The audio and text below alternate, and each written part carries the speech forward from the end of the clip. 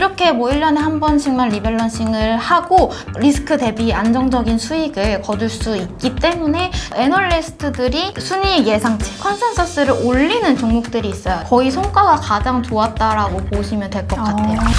그러면 네. 이제 거의 애널 출신으로 거의 주식만 뭐 10년 넘게 하셨잖아요. 네. 가장 좋아하는 투자 있을 것 같아요.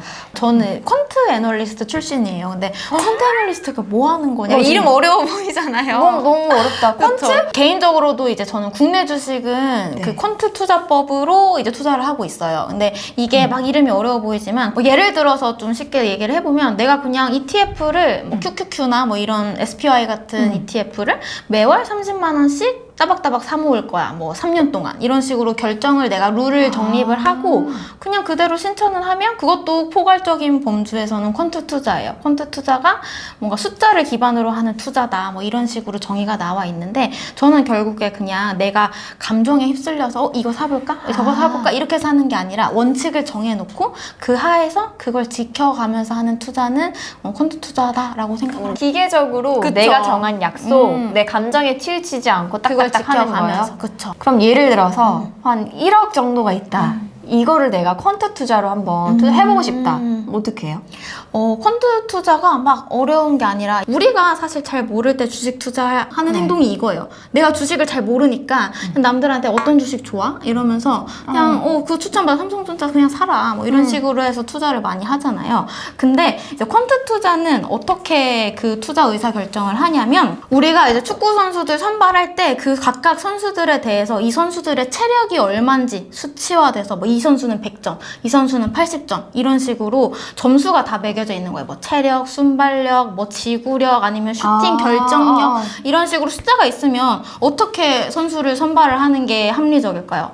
모든 스코어가 다 괜찮은 선수. 근데도 가격이 이 선수 몸값이 저렴하다라고 하면 이 선수를 데리고 오면 우리 팀에 와서 잘할 거 아니에요. 퀀트 투자가 약간 이런 방식인 거예요. 예를 들면 삼성전자가 돈을 얼마나 잘 버는지, 실적은 성장하고 있는지, 기업을 안정적으로 운영을 하고 있는지 등등과 같은 이 기업의 주가에 영향을 줄 수 있는 다양한 데이터들을 우리가 갖고 있고 이 데이터를 보고 펀더멘탈이 괜찮은데 이런 스코어들이 다 좋은데 시장에서 거래되는 가격은 저렴한 종목을 투자를 하면 좀 수익이 괜찮을 수 있겠다라는 생각으로 이제 투자를 하는 게 퀀트 투자의 방식이고 그래서 우리가 개별 종목에 대해서 이런 데이터들을 확인을 하고 투자할 종목을 결정을 하게 되고요. 그러면 데이터가 좋은 것들이 데이터 종류가 정해져 있는 거예요? 어떤 데이터가 그럼 주가에 영향을 실제로 주는지를 뭔가 연구하는 분들이 다 연구를 해놨어요. 그래서 이런 주가에 중요하게 영향을 주는 요소를 팩터라고 하거든요.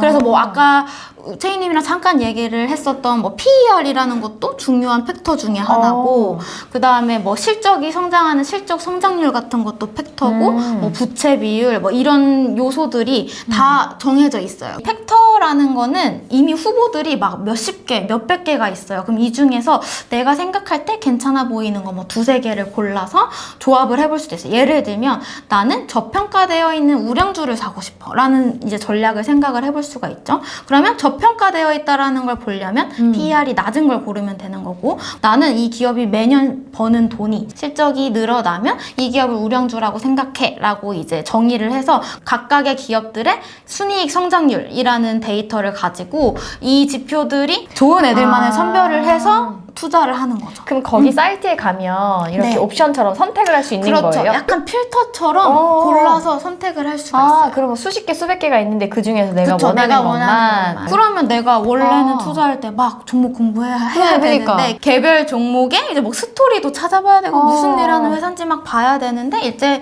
그런 수고를 조금은 덜어줄 수가 있는 거죠. 좋은 게 개별 종목 공부를 하다 보면 이 기업은 알겠는데 이 기업이 사실상 상대적인 평가여야 되잖아요. 그쵸. 근데 여기에만 빠지는 맞아요, 경우가 있거든요. 맞아요. 그럼 그 사이트가 어디예요? 사이트가 굉장히 여러 가지 서비스가 있는데 최근에 제가 본 것 중에 제일 괜찮았던 거는 이제 올라떼라고 이 서비스가 제가 본 것 중에서는 제일 괜찮았던 것 같고 사는 거는 개별 종목인 거네요. 개별 종목을 여러 개를 사는 거죠.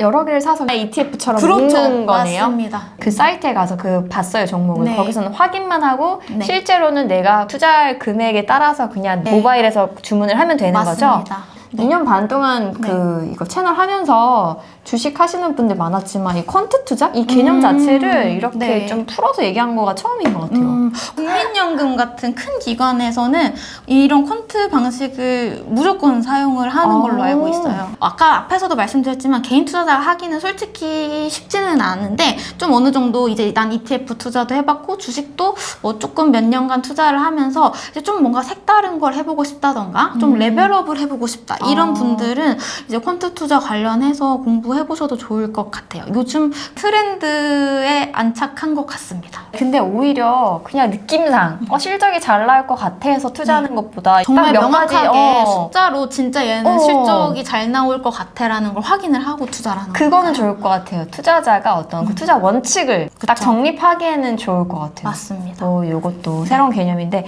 펀드 투자가 수익률이 좀 괜찮은 편이에요? 막 사실 몇십 프로 몇 더블을 먹겠어. 약간 이런 투자는 아니고요. 그래도 리스크는 좀 줄이면서 연 5에서 10% 정도 수익 바라시는 분한테는 괜찮을 것 같아요. 펀드 투자는 사실 초보자분들은 조금 어려울 수도 있다고 했는데 그럼에도 불구하고 이렇게 좀 추천하는 이유? 했으면 좋겠는 이유가 있어요? 일단 이제 퀀트 투자는 뭐 주기적으로 리밸런싱 매수하고 매도하는 과정만 이제 거치면 되는데 이 리밸런싱을 보통 뭐 1년에 한 번? 뭐 이런 식으로 해요. 그러면 이 말은 내가 막 맨날 이런 호가창 쳐다볼 필요 없이 그러니까. 1년에 한 번만 열어보고 그때 모델 돌려서 다시 이제 필터들 걸어서 확인을 한 다음에 종목을 팔고 사는 과정만 거치면 된다라는 의미인데 이렇게 뭐 1년에 한 번씩만 리밸런싱을 하고 비교적 리스크 대비 안정적인 수익을 거둘 수 있기 때문에 저는 괜찮은 것 같다라고 생각을 하는 거고요. 물론 이제 이런 퀀트 투자로 막 따블이 나는 이런 걸 기대하기는 솔직히 어려워요. 근데 그래도 어느 정도 좀 자산 규모가 있으셔서 뭐 나는 이 정도 자산이 있기 때문에 안정적으로 운영을 하는 게 좀 더 중요하다. 변동성이 큰 것보다는 이제 그런 분들이 좀 접근을 하시면 괜찮을 것 같다라고 생각을 하고요. 꼭 뭐 사실 자산 규모가 크지 않더라도 이게 레벨업된 이제 투자 방법의 일종이니까 좀 공부하고 싶으신 분들도 소액으로 한 번씩 좀 굴려보시면서 아 이렇게 할 수 있구나라고 체험을 해보는 건 좋다고 생각합니다. 투자할 때 중요한 게 뭔가 새로운 투자법에 대해서 좀 열린 마인드로 한번 저는 해보는 게 중요하다고 생각을 하거든요. 그래서 뭐 이 영상 보시는 분들 중에서 난 자산이 그렇게 크지 않은데 콘트 투자해도 어려워 보이는데 해야 돼요 싶으셔도 뭔가 소액으로 한 번씩 도전을 해보시는 건 괜찮다고 생각합니다. 네. 그러면은 그 챔님이 딱 이렇게 필터로 거르는 팩터? 팩터?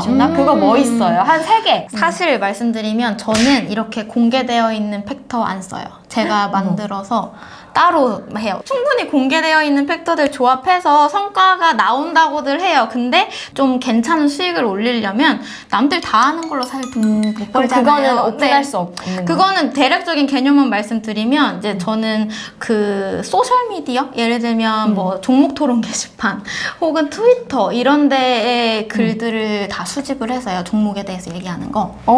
그래서 거기서 이 종목에 확 쏠림 현상을 감지를 한다던가 이 사람들이 어떤 키워드를 얘기하고 있나 이런 것들을 분석을 해서 투자를 하고 있고 그래서 저는 이제 그런 거를 활용을 하지만 이제 초보자분들이 방금 말씀드린 뭐 사이트 들어가서 활용하실 때 제일 좋은 건 제가 한 10년치 데이터로 다 이제 백테스트 과거에 실제로 이걸로 투자를 했을 때 이 팩터로 투자를 했을 때 성과가 어땠는가를 이제 다 확인을 해봤거든요. 그때 이제 제일 좋았던 거는 앞으로 발표되는 실적이 괜찮을 것 같아서 애널리스트들이 이제 순이익 예상치 컨센서스를 올리는 종목들이 있어요. 요거를 컨센서스 상향 종목이라고 하는데 이 컨센서스 상향되는 종목들에 투자를 했을 때 성과가 다른 팩터들 뭐 예를 들면 유명한 지표들 중에 하나인 뭐 ROE라던가 실적이 성장하는 종목이라던가 부채 비율이 안정된 회사라던가 혹은 최근 수익률이 좋았던 이제 모멘텀을 갖고 있다던가 이런 다른 요소들 대비해서 거의 성과가 가장 좋았다라고 보시면 될 것 같아요. 그래서 요거를 이제 이익 모멘텀 팩터라고 하거든요. 그래서 이제 그 서비스들에서 여러분들이 팩터를 찾으실 때는 컨센서스 상향이라는 걸 찾아서 봐주시면 좋을 것 같아요. 이거 하나만 보면 돼요?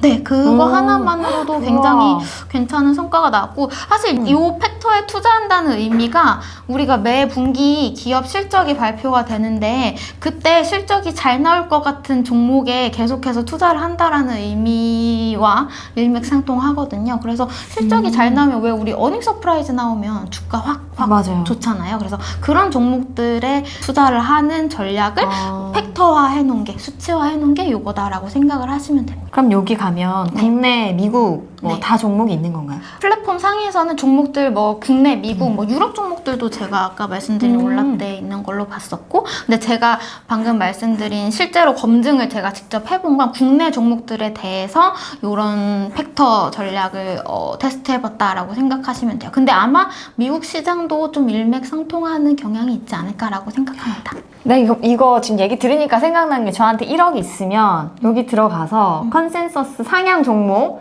지금 실적이 좋을 것으로 예상되는 거를 필터를 한번 쫙 거르는 거예요. 쭉 나왔어. 거기서도 같은 섹터가 있을 수도 있잖아요. 그쵸. 그럼 또 배분을 하는 거야. 그렇게 그 중에서 네. 나는 왠지 저도 이제 조금 더 안정적으로 간다면 그 중에서 누구나 알만한 뭔가 큰 있긴 종목들. 큰 데가 있다. 시가총액 큰 애들로 뽑아가지고 네. 저는 그렇게 해도 괜찮을 것 같아요. 방금 채희님이 말씀하신 게 이게 조금 더 난이도 높은 두 개의 팩터를 결합해서 가져가는 거예요. 그래서 컨센서스 상향이라는 팩터랑 방금 말씀드린 대형주, 규모가 네. 큰 거. 그럼 시가총액을 기준으로 규모가 큰 애를 결합을 하면 되는 거예요. 나 소질 있는 거야. 약간 멀티팩터를 바로 말씀하셔서 좀 어머, 놀랐어요. 어머. 여기 어깨 뽕을 왜냐면 이왕이면 우리가 미국도 투자한다고 하면 작은 종목들은 정보가 좀 제한적이고 그러니까. 영어 읽기 또 힘드니까 그렇죠. 그래서 이제 큰 종목들 위주로 담아가고 싶다라는 생각이 있으시면 방금 말씀하신 것처럼 시가총액이라는 팩터랑 컨센서스 상향이라는 팩터를 결합을 하면 와. 와. 네, 오늘은 챔님 모셔서 퀀트 투자에 대해서 진짜 새로운 개념을 재밌게 잘 아는 것 같아요. 더 궁금하신 분들은 챔님 유튜브 채널 가시면 더 많은 정보 있으니까 확인하시면 좋을 것 같아요. 저희 영상은 여기까지고요. 다음에 만나요. 안녕. 네. 그래서 저는 이런 팩터들 그래.